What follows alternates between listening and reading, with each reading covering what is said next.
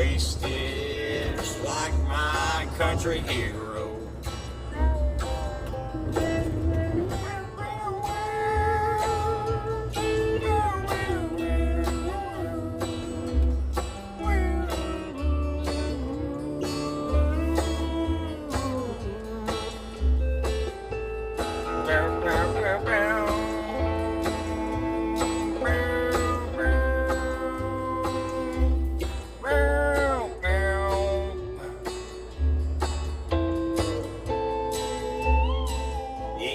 Drinking that whiskey out of that glass. And if that ain't country, boys, you could kiss my ass. 'Cause I wanna hear them old songs, nothing of the new. 'Cause this might be the last time I'm gonna see you. So I'm drinking some George Jones and a little bit of coke. Haggard's easing my misery, and Waylon's keeping me from home. Hank's giving me those high times, Cash is gonna sing it low, and I'm here getting wasted, just like my country hero.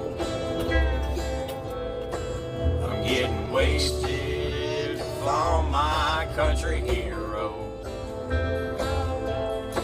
I'm getting wasted just for my country hero.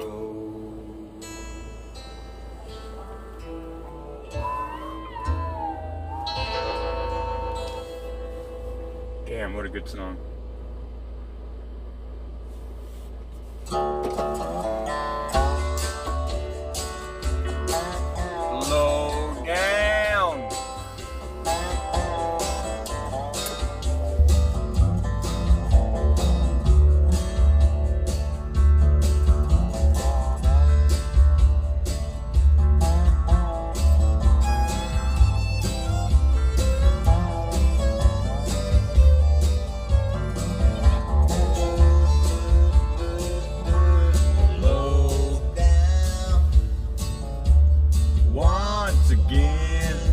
Trent?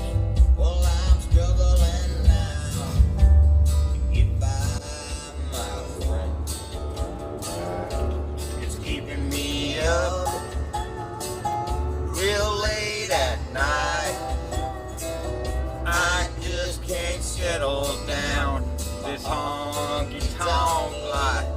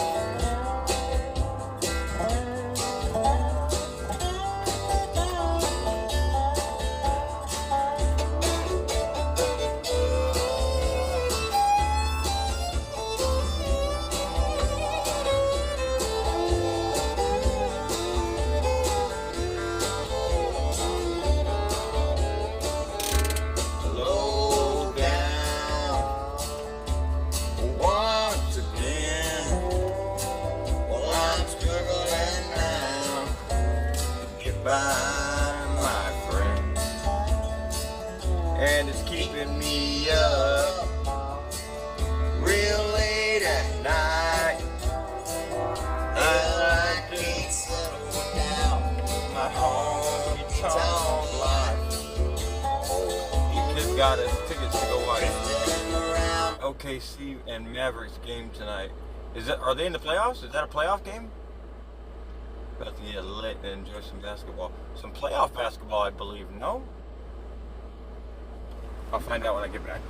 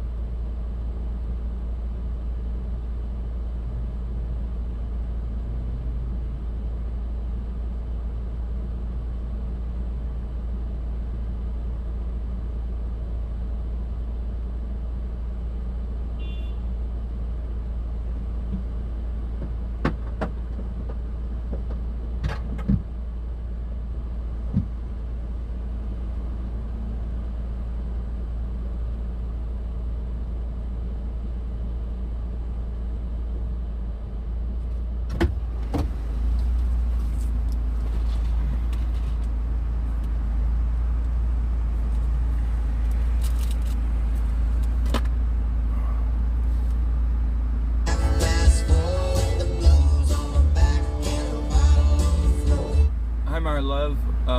Are you going to a playoff game? Are they in the playoffs? Until I think I'm gonna fall down, just a sweet little baby as you kick me.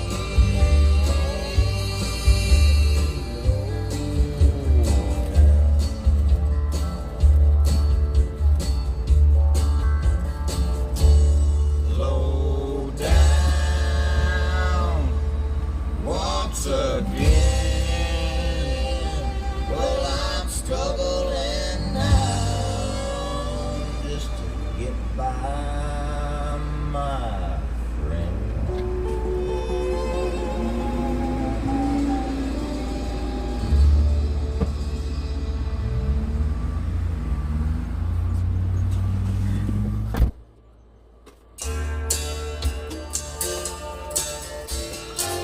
Oh, preseason. Oh, I'm tripping.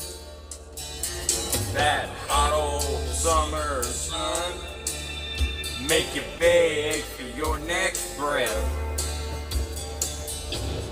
So you best be on the creek bank, laid in the shade, chewing on a hickory twig.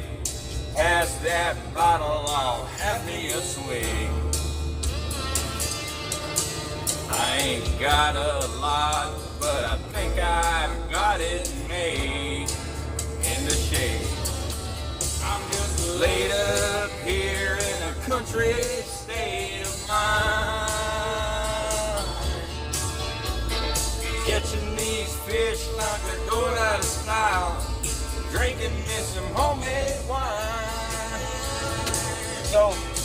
So there was like 3 or 4 fucking high-speed chases in just in LA area yesterday that were televised.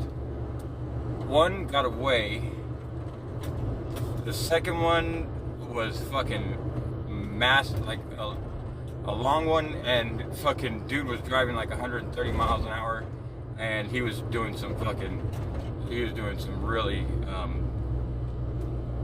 really good driving. But then he was in a BMW big body. He was like in a 7 Series or a 5 Series. And bro, he hit so many things. I really haven't watched the whole thing. I kind of skimmed through it, and my lady told me about it because she watched it live. And he's in a 7 Series Beamer, and his front passenger wheel literally fell off, and he was dragging it, and the thing was steering and driving just fine, bro. Yeah, it was yesterday. It was crazy. And then there was another one. Shit, what was the outcome on that one? I think he got caught pretty quick. They surrendered pretty quick. And I was like, damn. I mean, sometimes we can go weeks without seeing one. And then all of a sudden you get a bunch of them. Yeah, the whole car was falling apart. But I mean, the car was still drivable when any other car would not be drivable at all. No other car. BMW makes a fucking hell of a car. That's no cap. I don't care what you think. Don't listen to the rapper.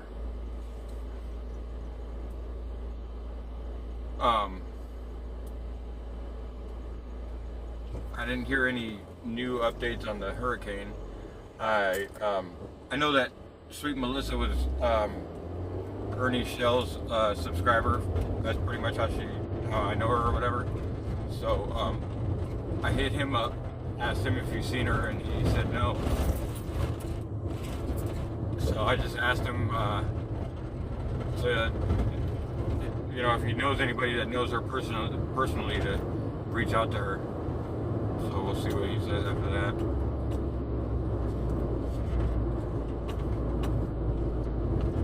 No, I'm not eating, I'm just snacking.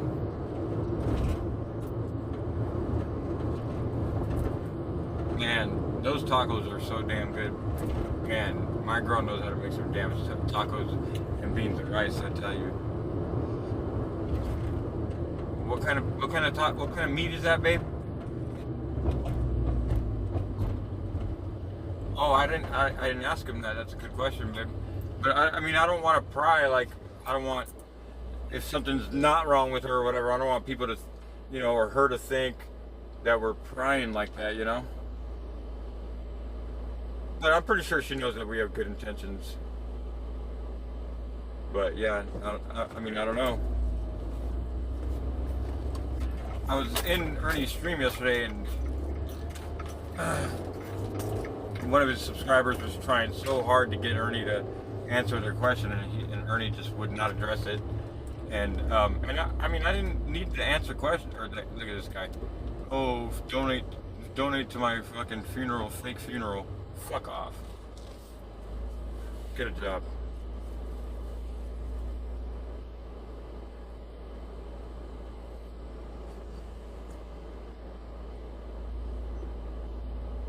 Anyways,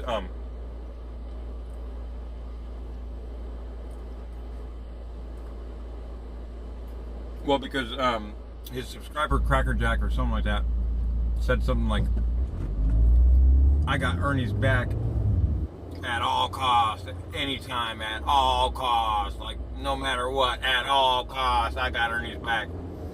So my respectful question to that person was, question is, does Ernie have y'all's back at all costs? You know what I'm saying? And I just wanted to take the temperature. You know, I'm not asking a question that I don't, you know, I don't know the answer to you know, at the beginning or nothing. I don't know.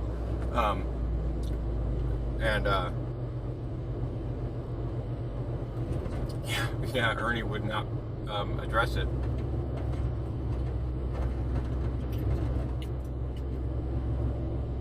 But he didn't need to, you know, I mean, it's all good. I was just saying.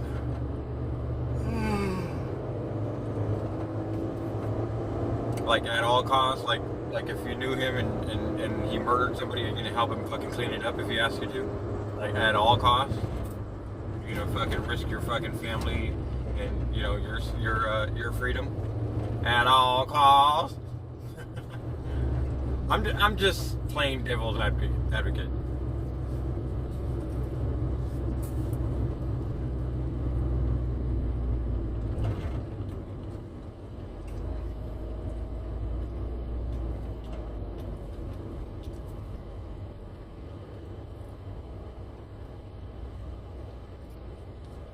I think Ernie trolls his shit, the trolls.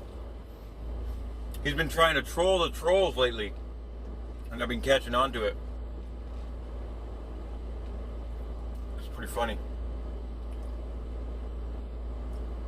But when you troll the trolls, then nobody knows when to take you serious either. So it's like a, you know, it's like a double-edged sword. YouTube is a double-edged sword. Anything you say can be taken negatively, or misconstrued, or context. I'm just trying to come up with different words. Be a wordsmith. Spelling words. Spells. Why do we have spelling tests?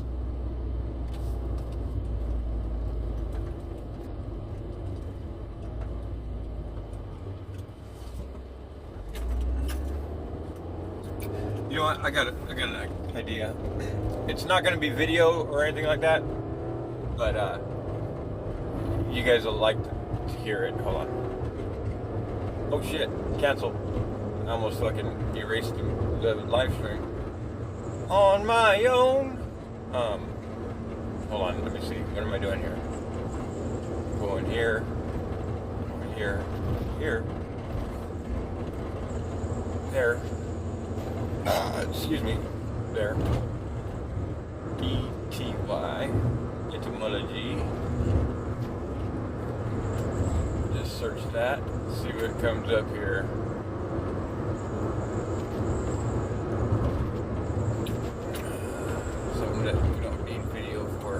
phone seems to overheat whenever I do that. So if you guys don't know what etymology is the study of the word, of each word, and its origins. So what they do is, if the word is a root word or whatever, you break it down to its roots, and then you research, or you find out through etymology, dictionary type things or whatever. You find out what the origins and where the word comes from. I'm trying to find somebody that can better explain it. Let's see, is this the guy? No. Right. This is our 4th class, everyone. You know, Temple University Pan-African Studies Community Education Program. I'm trying not to do somebody that I usually do, you know what I mean? So. Oh man, this guy's good, but this guy's got all the pictures and stuff. Alright, here we go. I always play this shit, man, but I love this shit. This is a plain truth, and I love this shit. So, if you've heard it before, then listen to it again if you want. And if you don't, don't. Donate to my Cash App if you want. If you don't, don't.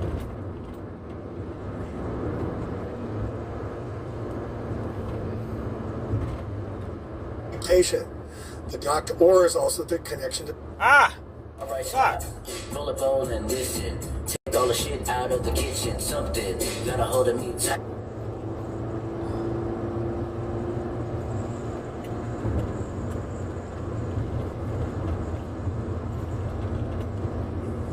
So today I want to go through a little more about how we languish in our language and what can never get undone from the mess we're in, because the words are based.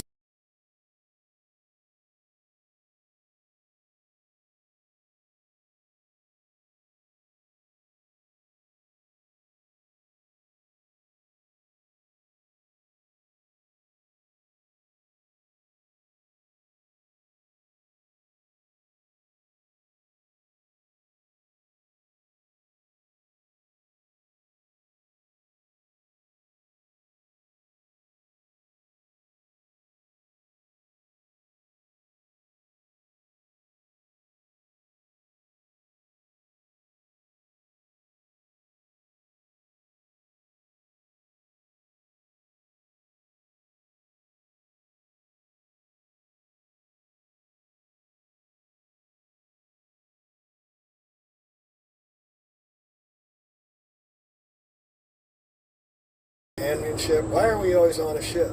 We go into court, we go in through the docket, and there we find the bailiff who's going to bail us out. So everything's based on water, including our.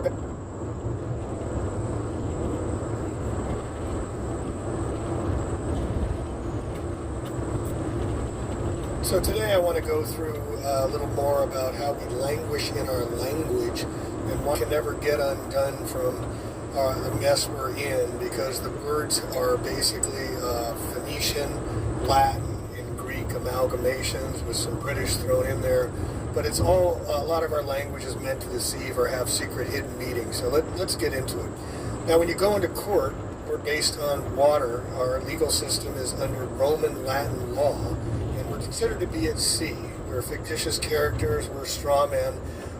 But it's all based on water, and this goes way back to the 13 and 1400s when Pope Boniface VIII said he's going to be the vicar for Christ and created the first SQV, Unum Sanctum Trust, and put us on ships.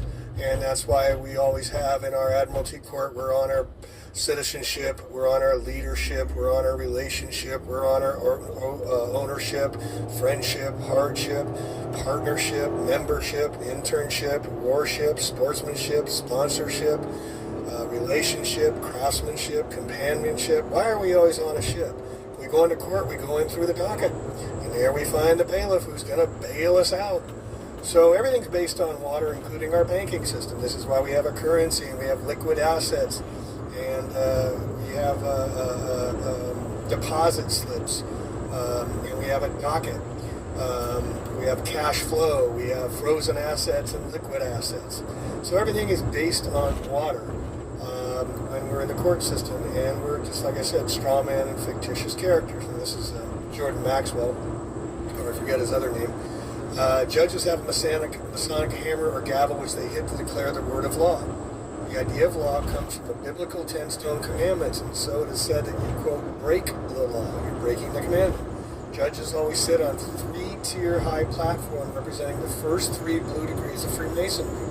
The same tri-tier platform is found at Congress and the altar in most Catholic and Protestant churches, 3 tiers high.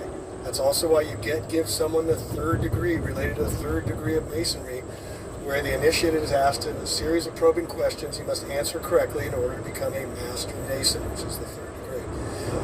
There's usually a gate around the church altars, just as there are gates and swinging doors in every courtroom, called the docket. The congregation and church all stand up. Judge takes a recess because he is in court playing a game of 10 commandments, with lawyers who play the dialectic protagonist-antagonist game, bouncing the advantage into each other's courts. In the courtroom, witnesses must place their hand on the Old New Testament before giving their testimony, just as priest's sermon is often called testimony, also known as mon for moon in testimony and sermon. Also, to testify used to be you had to grab your testicles. And that's why women could not testify, because they could not grab their testicles to assert themselves in court. Also, the black robes are Satan robes, and the gavel is the phallic gavel of a penis that he's ruling with. As a witness swears in, one hand is placed on the Bible while the other is held up. In church, where parishioners feel the Holy Spirit offering during psalm, they will hold one or both hands up to praise the Lord. Quote. Then when you get further into Saturday, you begin to understand his color is black, and he was God of one of the many different Semitic tribes or groups, and one of his symbols was a square. Then you get into the square black mortarboard that the university or high school students wear when they graduate. When you graduate from high school, you come out of the processionally with a black robe, which is black for saffron, the god of Hebrews, requiring that you wear the square mortarboard on the top of your head. As I said, this is Saturnian in principle. The square mortarboards are, of course, used by the Freemasons for their plaster. Come on, dick So that is fuck. why you wear a square mortarboard when you graduate, ultimately becoming an alumni. It all has to do with Freemasonry. It all has to do with control the education in this country.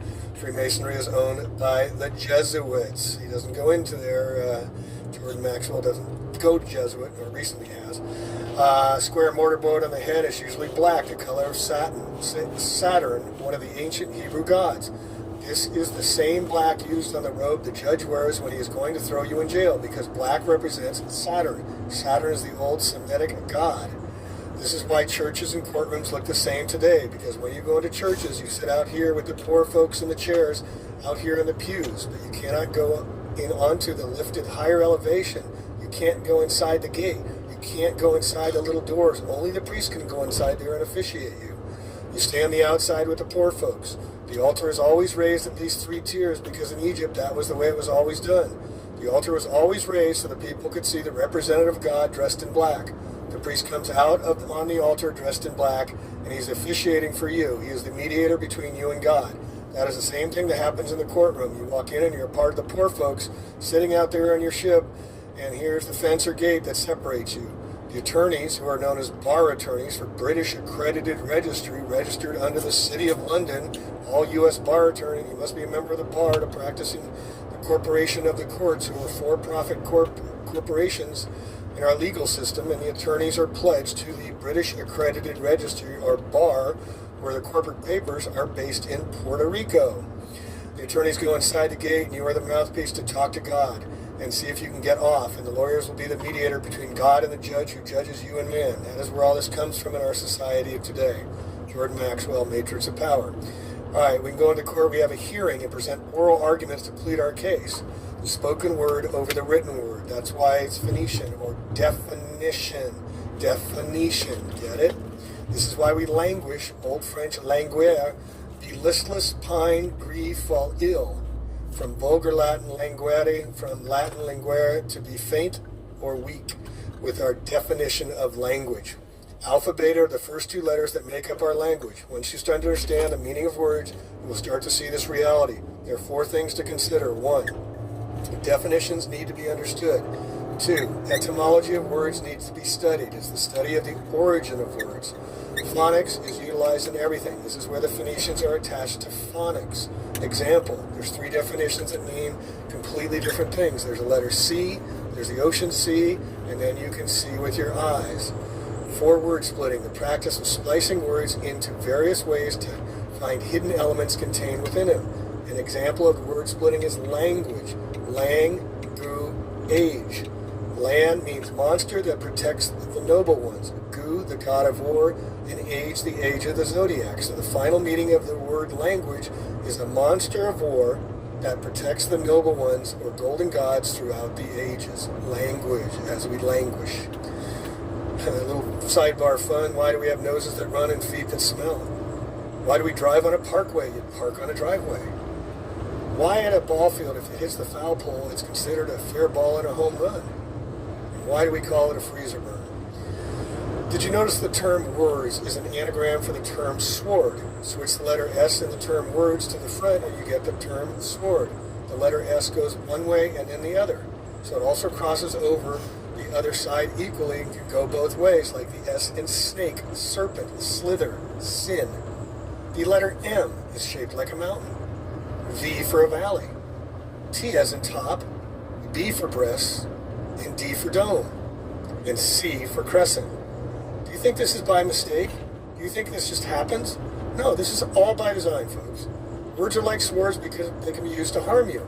In a way, words are more powerful than swords for the reason that they can harm or heal you at the deepest levels of your being. In Greek, the term word means logos. The word logos is defined as, quote, the source that controls the universe, the written word or inspiration of God, or a logical and rational argument. In ancient Greek philosophy, the word logos is defined as, quote, the controlling principle in the universe. Belief includes the word lie in it, in the middle, to be lying with an F. Alien, I a lion. They're lying to you folks about the aliens. And then when you tell your vision, you tell your lie to your vision. Turn off your television and tell your vision, folks.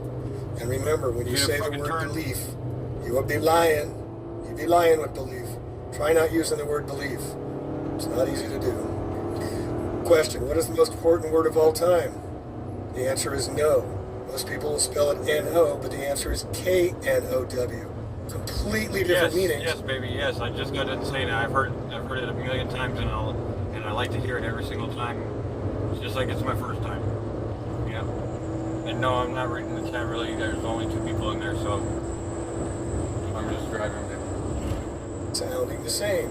It's meant to confuse by obfuscation. Matthew 11:15. He that hath ears to hear, get heart, hear. It has a strong connection to the term word is the term light. Light is sometimes referred to as a photon. In physics, a photon is usually indicated by the symbol Y, which is the lowercase of the Greek symbol gamma. Some etymologists believe that the Greek word gamma is where the word grammar originated from. In English, grammar means, quote, the study of classes of words, their inflections and their functions and relations in sentence, end quote. Spells are cast in schools and spelling. And the bell rings at each class to disassociate from the last lesson. This comes from Pavlov's dog theory, where they rang the bell and the dog would salivate. So they instituted the bell system into public schools and most schools so that the children, when the bell would ring, would forget what they just learned. You must remember the people in power do not want you to take their power. So they'll give you a little way up, and then they'll set up progressive taxes, but they'll never get to the top. They'll never take their power away because they're controlling everything. The ringing bell is taken directly from Ivan Pavlov's behavioral science theory. Origins of our deceptive and deceiving language. Language is used to interact with one another. It's paramount importance in understanding law. We speak Phoenician each day without even knowing it. It's the language of sound. Before they had the written word, it was an oral history, oral language. Pick up the phone, phonics. Sounds, science of sound, from the Greek phone sound, from pi root ba, to speak, to tell, to say. What is definition? It's a statement of the meaning of the term or the word. Or is it something else? Is it Phoenician that the Phoenicians and the Canaanites have defined the way we speak, still to this day, thousands of years later? So you go to the elections, and you make your selections, but they're really gross misdirections. When people vote, where do they do so? In a voting terminal or polling station. People are voting, not voting, because they are going to the polls, which the electric battery polls of positive and negative to place their votes on the candidate that they want to see out in charge. The politician that receives the most votes is that one that is going to be put in the position of power. It's called power. It's also why we got credit charge cards. We're using electric. The Electoral College of Electors are the ones that actually determine who will be president, not any popular poll, media, or statistic. Registering to vote is an admission that the declarant is subject to the exclusive legislative power of the corporate Congress and is a 14th Amendment citizen, a second-class citizen when you register. Regis means crown, stir means to enroll, so you're enrolling in the crown, Regis, crown. By voting, you are contracting as a straw man, a fictitious character in the eyes of a law, a human resource, not a human just being. That's why they call us the Department of Human Resources, just like water resources. All right, a sidebar. Did you know the Jesuits invented the Fahrenheit thermometer? That's why when it unfreezes, it's at 33 degrees. Get it? All right, now we went through the banking stuff already with the liquid, frozen, liquid assets. Common law is also known as maritime law. Mar means sea law. This was in the 14th, 15th century. Like I said, the Testamentary Ceskevy Trust placed all lost souls at sea. So when we go into court, we sail in our citizenship to argue about loss and damages, our contractual relationships, partnerships, and ownerships. It's all about monetary loss and injury compensation. Who did what to whom? When we enter the court to play ball, we'll see who win in the docket. This is where the ship's birth. The rules come down from the 3 Blue Masons degrees with phallic gavel to determine who is liable. Okay, resident. Res means property or thing. To identify is ident. Identify the property or thing. You put a P in the front and capitalize it, and it's principal. So the president of the Corporation of the United States of America, capital letters, Washington, D.C., is the corporate CEO, the president. He's ruling over the property or the thing. That'd be us, folks. Also, when you're born, you slide down your mother's birth canal. You land on your birth certificate where the hospital's paid to register, and so that banksters can account for you into securitized debt from the bankruptcy the United States never got out of since 1933. This is why the more debt they run up, the more we owe. And we never got out of bankruptcy since 1933, and our birth certificates are securitized, tradable commodities. All right, a government. Govern means to rule or control. Ment is for mensa or mind, to control the mind. They tell us what they're doing. Straw man is a front. A third party is put up in name only to take part in the transaction. The term is also used in commercial and property context when a transfer is made to a party. A straw man for the purpose of retransferring the transfer in order to accomplish some purpose not otherwise permitted.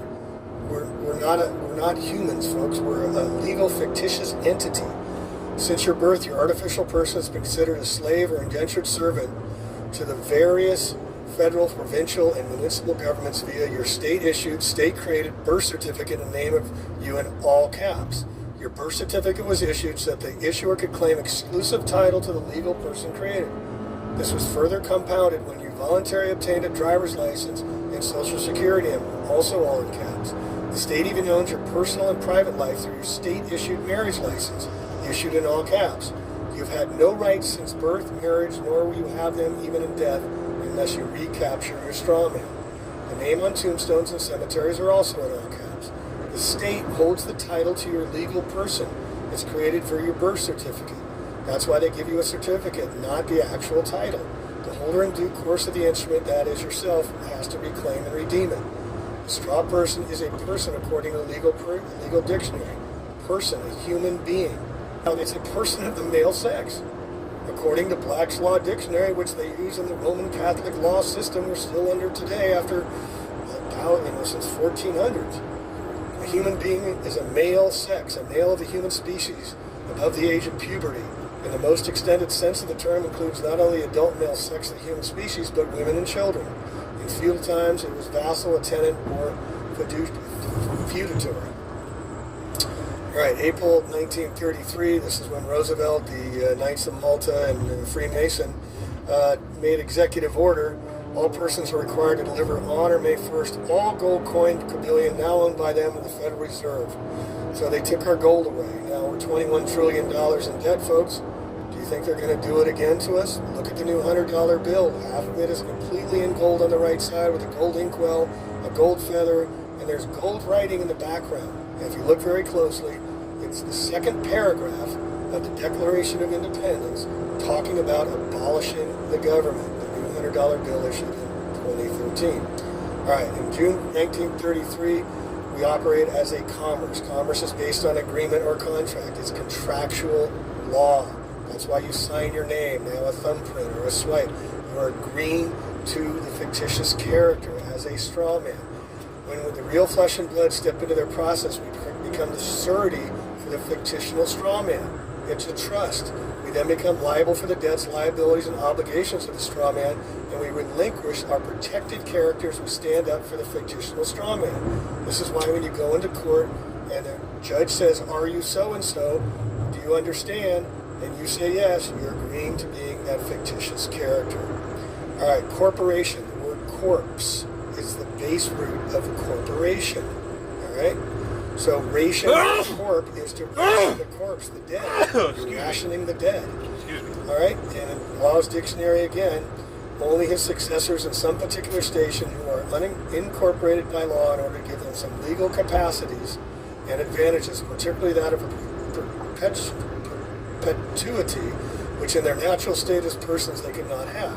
In a corporation's soul, one person holds both operational positions of the organization. Corporation's soul may be established under legislative authority. It is considered by statute a citizen of the government. You are owned. The people are in the state and national government at that time. The public government is an artificial entity. Who is a government? Point to me as a person being a government. The government is owned and controlled by the same people. It's a sole organization, not an aggregate organization. The straw man, being artificial, lives in the artificial place called the public. Okay? This is necessary and proper because the creator and entity has the right and control of it. So we create it by signing our name, and they take control of it by putting us in their system. So as the government has created the straw man, it is only right that the straw man live under the rules of its creator. So far, the readers might be saying to themselves, what? Precisely, watt. A watt is a unit of power that is equal to 1 joule per second. And this correlates with the situation when people say someone isn't very bright because they need to ask the same question over again. What? What? Wait. That person is said to be dim because they are not enlightened. Dim-wit. You could, of course, refuse everything that is being shown, but that just creates a negative ionic polarity charge within your own biology. Hence, to refuse, because a fuse is an electrical device that interrupts the flow of current if it becomes overloaded. I trust this will not confuse the readers. The use of the word PIN is the reason that banks get you to use a PIN number when using a bank card. Well, the Spanish word born translates to terminal and the point of connection to current of electricity.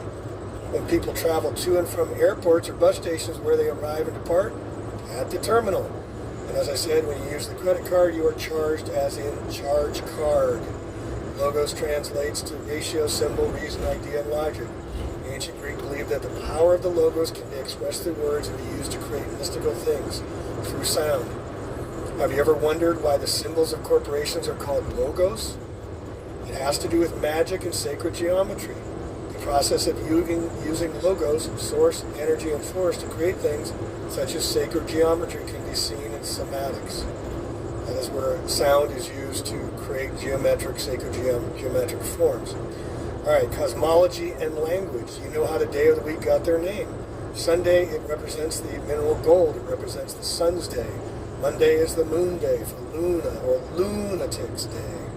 Tuesday is Iron, Marti, or Mars, or Tyre's god of war after the Norway god. Wednesday is under Quicksilver, the day of Mercury. It's Woden's Day, another Norwegian god. Thursday is the 10 of Jupiter. That's Thor's day. Okay. Friday is Copper or Venera, Venus, God. Freya is Aphrodite's day. Friday, Freya's day. Saturday is Saturn's day, the god of agriculture and lead, because it's so heavy and dense. There's 7 days of the week. There's 7 sacred planets. There's 7 sacred metals of ancient alchemy. 7 continents, 7 seas, 7 energy chakras in the human body, 7 colors of the rainbow, 7 tones in our voice, 7-year itch, 7 hills in Rome, 7 hills in Washington, D.C., and 7 wonders of the ancient world in the 7th heaven. And look at how one is born into the world, or world. Why are we world? First off, from a pedantic perspective, it should be obvious, as the world is world on its axis. The writer of the Matrix movies also knew why, because the main character, Neo, is actually derived from the Latin word neo that means spin or wave. The separation of our body from the sun works in a 7-step process, which is why there are 7 major planets and give us 7 days of the week. There's 7 notes in the mode of music, and we also see 7 in the rainbow. The color, sounds, and words that are world are all separated, because the prefix sept comes from septum, meaning 7, which gives us the word September, which was originally the 7th month of the Roman calendar. There are 7 chakras in the human body. The ancients called spinning the wheels of light. This is appropriate because their colored wheels are world, and we live in a world of colors because we are humans. Now you know why it's called humans. Okay, Hue is simply a word for color, and the quality of color determines the dominant wavelength of each color. There's an astounding amount of indication and evidence to show that we are multidimensional beings that are caught in a cycle of separation, which is a certain mathematical ratio of vibration waves holding us prisoner in an endless movie-like loop. The ratio is a ration of the God ratio within the base 10 reality. 10 fingers and 10 toes, as the Swedish Teo states, with the meaning of 10. The fake gods that hold us all prisoner also need a ration us because we are their food, and a ration is the food allowance given for 1 day. The separation that is given to the gods while we exist inside of this are cinematic matrix reality. Here's an important one. Soldiers are sold to die. Soldiers sold to die. And that is why they have dog tags issued to them, as Henry Kissinger has famous said. They're the dogs of war. We are told never to swear. Notice the word "where" with the S in front. It can go both ways. Yet when we go into court, we must raise our hands and swear to tell the truth, with the whole in it, truth, and nothing but the truth. Yet few judges can even tell you the difference between the truth, the whole truth, and nothing but the truth. I know, because I've asked judges and they can't tell you. All right, when we submit, we place ourselves under the control of another. So when you submit an application, you are yielding your power. You let down, you put under, you reduce. When you apply for an application, you put one's faculties to some task or career. Is there a war on drugs? Then why are there drugstores in every corner? Is there a war on drinking and driving and DUI, driving under the influence? Why do they sell liquor at gas stations? To get you gassed? So this is why bail-ins are becoming so common now around Europe. A bail-in is when the banks come and take your money out of your account and say, sorry, it's not there anymore. You call it a rehypothecation. This is stealing by the banks and brokers for their own purposes. They're called a bail-in. This is happening more and more, and with the United States, $21 trillion in current debt, I guarantee you, money in your bank account is going to be taken at one time or another, folks, because it's a promissory note, and it's not your money. It's electronics on a screen, but you go and try and get your money out of there more than a few grand, good luck with that. If you do get more than a few grand and have to fill out all the forms, the IRS is going to contact you, Department of Homeland Security is going to attack you as well. And if you believe that the FDIC has enough insurance to cover all your money in the bank and everybody's, think again, folks. We're $21 trillion in debt. How can they have money but print more money of fake non-value behind it? This is why they're coming for the gold. All right, a police state is a revenue agent making money, revenue agent that enforces the corporate government contracts and protects the assets of the corporate government, including human resources. It compels performance, no injured party necessary. One who has policing powers is found in a police state. They're enforcers of policies. That's why they become policemen. And to register literally is to the queen, as I said.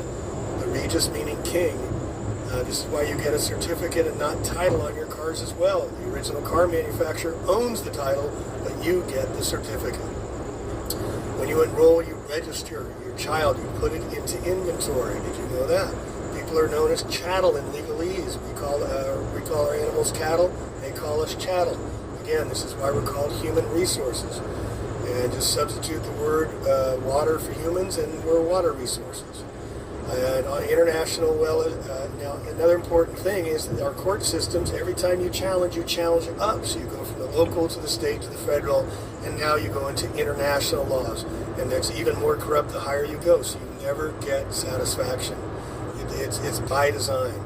All right, the matrix is furthermore the Latin word for womb, which is where our body ship is birthed and birthed. All ships find their birth when they reach the port or dock. When Neo woke up in the Matrix, he was inside a battery womb or iPod, which is why Apple Computer sells everyone iPods and iPads to reflect this. The definition of pad that concurs with this is that of temporary living quarters. We're all living on our iPads or iPods because we get the apple of sin.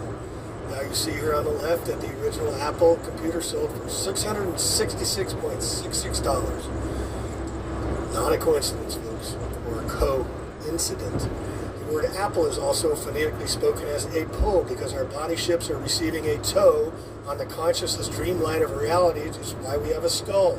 A skull, yes, because a skull is an oar that is used for sculling, and a sculling is the propelling of a boat by an oar of the stern.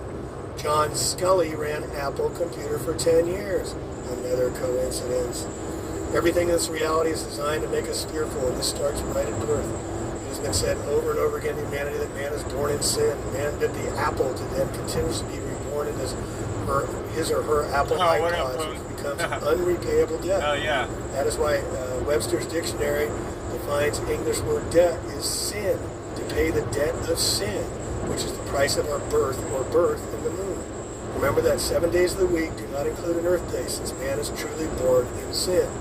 All right, another important one. How do you say hi to somebody? You say hello. Every time we say hi to somebody, we're saying them to go to hell. This is how much control they got over our language. Every ship, including the human body, is eventually brought into port and then is docked.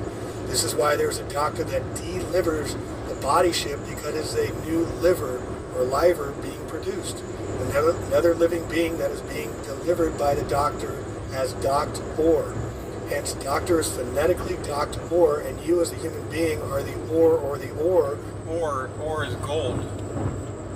Be mined for gold in your mind, because mind I didn't know you touched on that one. giving us the actual basis of the Sumerian depiction of the Anunnaki coming here for gold, because we are the human resources that mine for gold.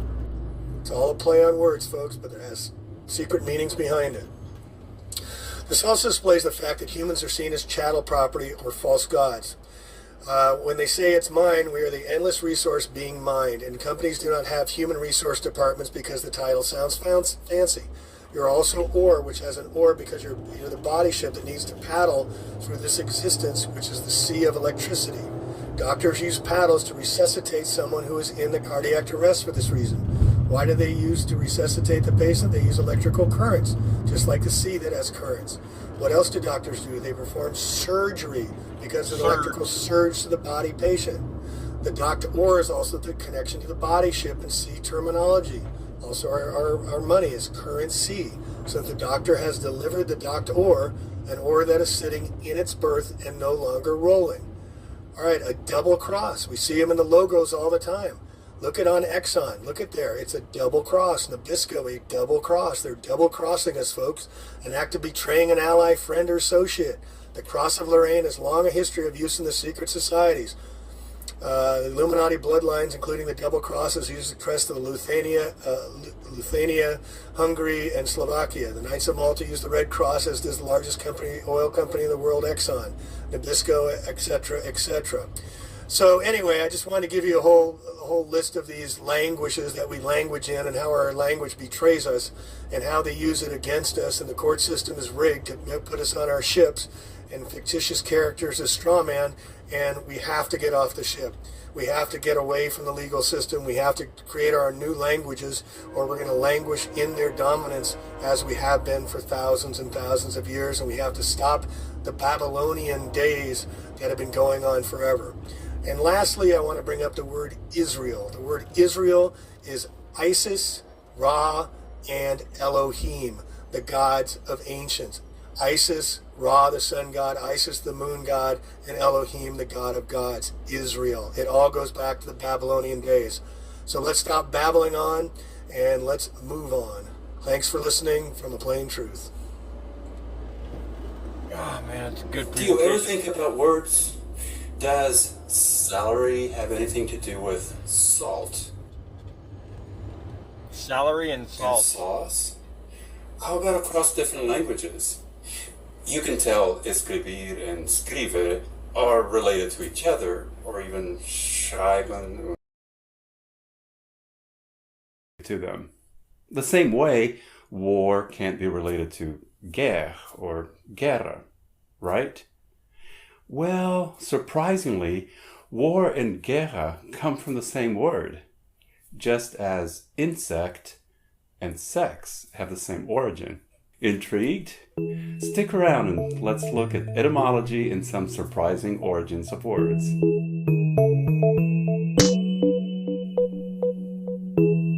Hi, welcome to Snap Language. I'm Mark Franco. Words have a life of their own. They're born, change, reproduce by generating new words and by spreading into other languages, like viruses. And words even get old and die. They just fall out of use.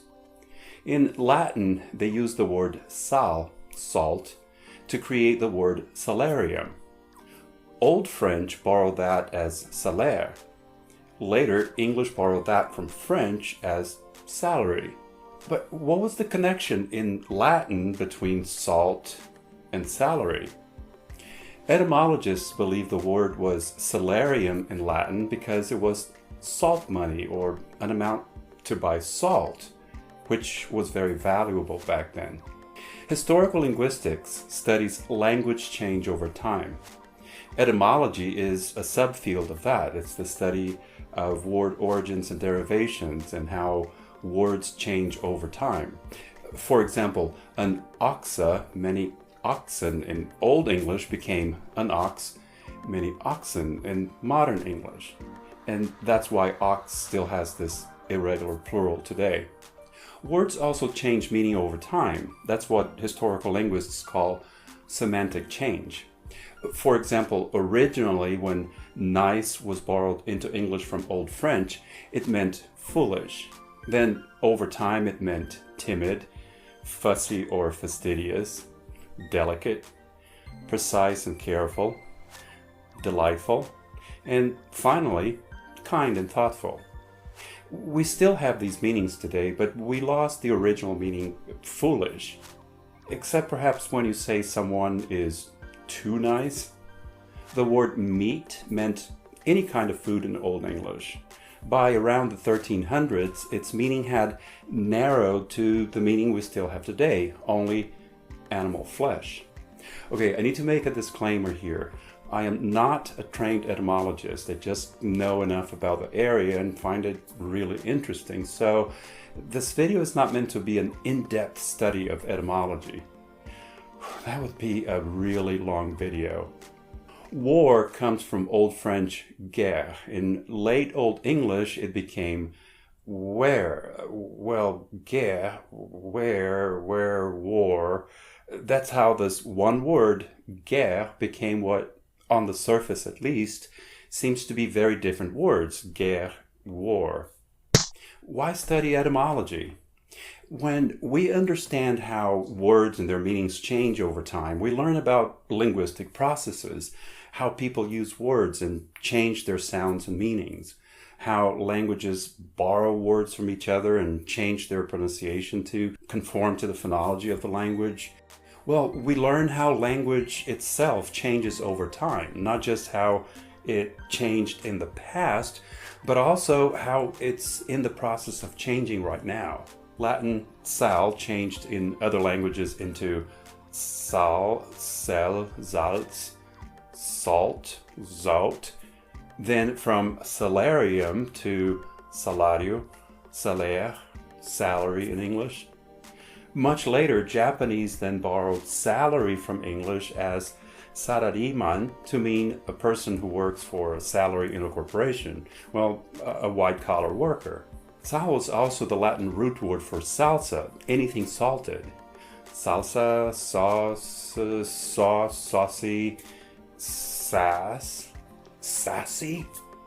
At its core, English is a Germanic language, but it borrowed words from many other languages. It borrowed heavily from Latin, mostly through French. In fact, around 60% of English words are Latin in origin.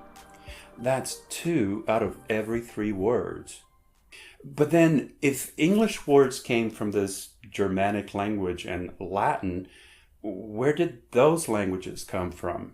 Well, many ancient languages left written and historical records that allowed you to go back and study how they evolved over time into today's languages. But can you go further back to before a language even had a writing system? You see, etymologists are really good at back engineering. They examined written and historical records to understand how languages changed. This way they could build backwards to reconstruct a proto-language. Here, proto means the earliest form of a language. So even without written records, they were able to model this proto-language that they call Proto-Indo-European.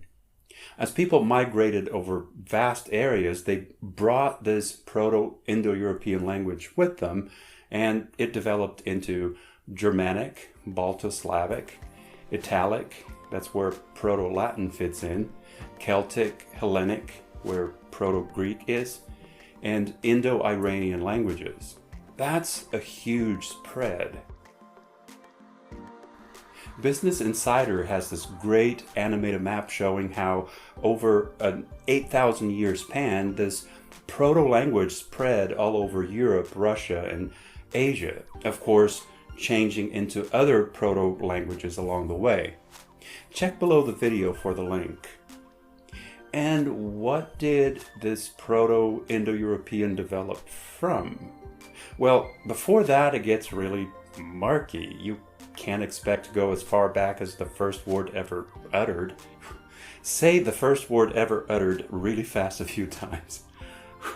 Etymologists believe the Proto-Indo-European root word for heart was curd. I don't know how to pronounce words in these ancient languages, so use your imagination. Then, through progressive changes in vowel and consonant sounds, curd changed into words in ancient languages. Cardia, cardio, herd, herten, horte, heart. Heart is also associated metaphorically with courage and memory. From the root word to Latin cordis, of the heart, to the meaning courage, coraggio, coraje, coragem. In Latin, from recordare, literally to restore to the heart, they got remember. And over time, we ended up with record, meaning to repeat, to get something by heart. And then the modern meaning, I guess when you record something, you don't forget it, right? But of course, not all words came from Proto-Indo-European to Latin to English. Proto-Indo-European also branched into Proto-Germanic, and English actually developed from that, along with German, Dutch, Scandinavian languages, and so on. The root putter branched into different languages. Following something called Grimm's law, the sound p in Proto-Indo-European becomes Germanic f and v. And that's how we got words like padre, pi, pair, and pader, but father and fata, fada and far. In some cases, Proto-Indo-European branched out from brother to brother, but frater in Latin and then it entered English in a roundabout way as a different word with a related meaning. So we ended up with brother, brotherly, but also fraternal, meaning brotherly. From duo to duo to dos, dois, deux, and so on. Duo became twi in Proto-Germanic and gave us zwei, twee, to, two. Then again in a roundabout way through Latin, dual, double. That's why in English we often end up with so many different words with similar or even identical meanings. One with a Germanic and the other with a different origin, generally Latin or Greek. In the end, they often came from the same Proto-Indo-European root word that went through processes of phonological and semantic change, borrowing and reborrowing, and from a single ancient word, we ended up with two or more words in modern English. We can see that in these vocabulary words: broth, sap, or juice, or nectar, fear, dread, or aversion, or phobia, and so forth. Based on all these historical examples, you might think that this is all history and English is now set in stone. Oh, we've got plenty of words now, we're done. Well, English is not done at all. These processes of language change are always happening in any living language. Sounds are changing, new words emerge all the time. Old words take on new meanings. That happens slowly, so we don't even notice it very much. Take the famous difference in the pronunciation of caught and caught that we're losing in North America. In places where these vowel sounds have merged into ah, there's no distinction anymore between. Also, hardly anyone pronounces the or which. So they're pronounced where and when, and which have become homophones. Words are still being borrowed and adapted into English. Pizza, balcony, latte, buffalo, acai, cashew, sushi, haiku, manga, schadenfreude, delicatessen, Bas, lanai, and so on. It's kind of interesting, isn't it? Think about it, whether we speak English or Norwegian, German, Portuguese or Polish, Russian, Bengali, Persian, or Kurdish, regardless. In a way, we're all speaking the descendants of some very ancient language, a proto-language that was lost in time. Oh, insect and sex. Proto-Indo-European sec, to cut. From that, we got words such as dissect, section, and segment. In Latin, insectare, to cut into parts.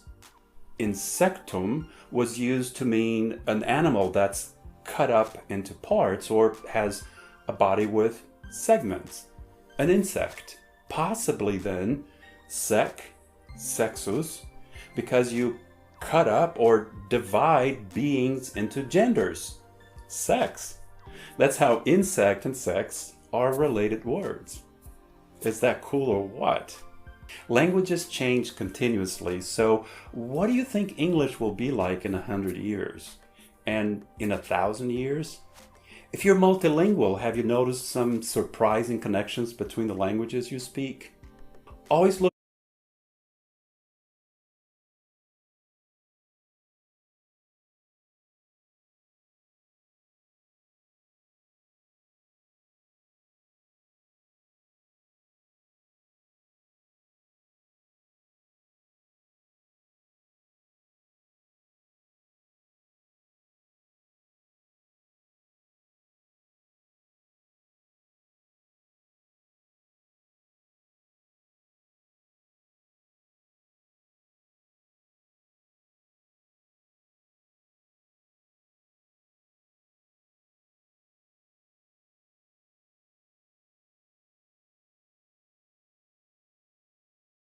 in the descriptions under any Snap Language video for related links. In fact, this video has some really interesting